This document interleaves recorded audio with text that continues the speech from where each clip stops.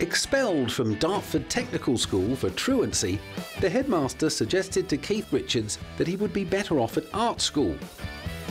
Keith took his headmaster's advice and immersed himself in this heady, creative environment of art school, where he devoted his time to playing guitar.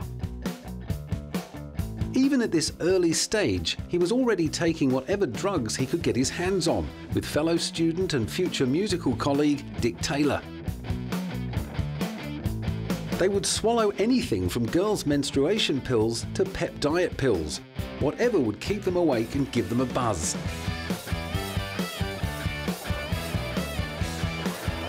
Since then, he has been tried on drug charges 5 times, in 1967, twice in 1973, in 1977 and in 1978.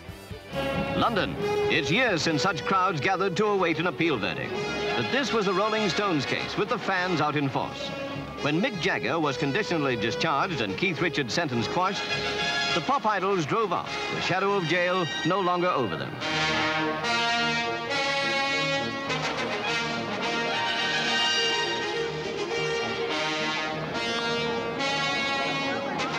Mick held a press conference in Soho soon afterwards.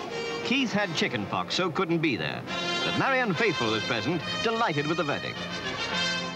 Keith was found guilty of allowing cannabis to be smoked on his property and was sentenced to 1 year in prison.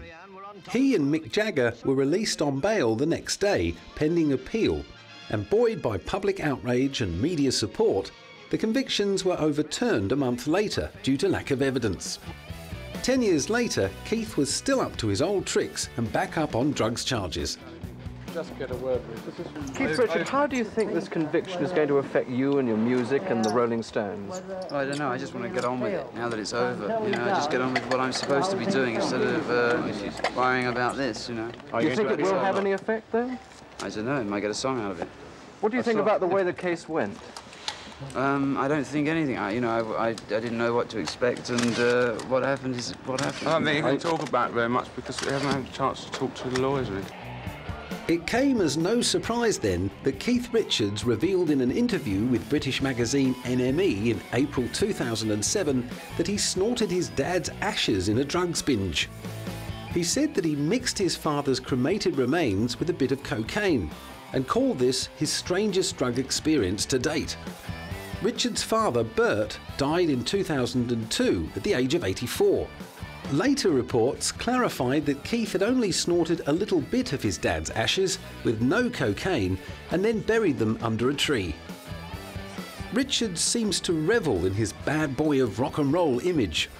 He has claimed that his actions in his early career have confirmed in people's minds that he is still a mad drug addict and that nothing he does now will change their minds. I'm checking out the scripts. His bizarre accident in 2006 would have done little to help the cause. Keith suffered from a head injury when he fell out of a tree in Fiji, forcing the band to delay the European leg of their world tour.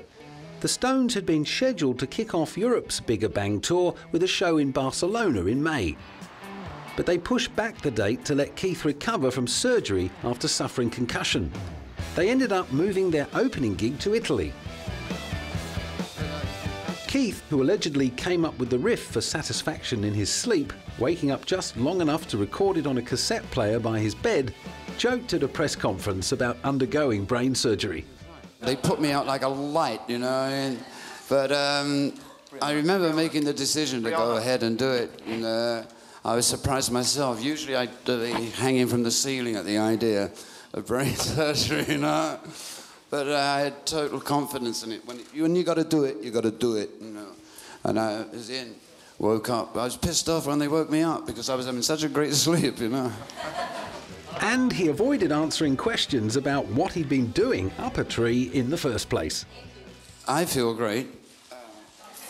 I can't wait to get back on the stage again. You know, basically everything's cool.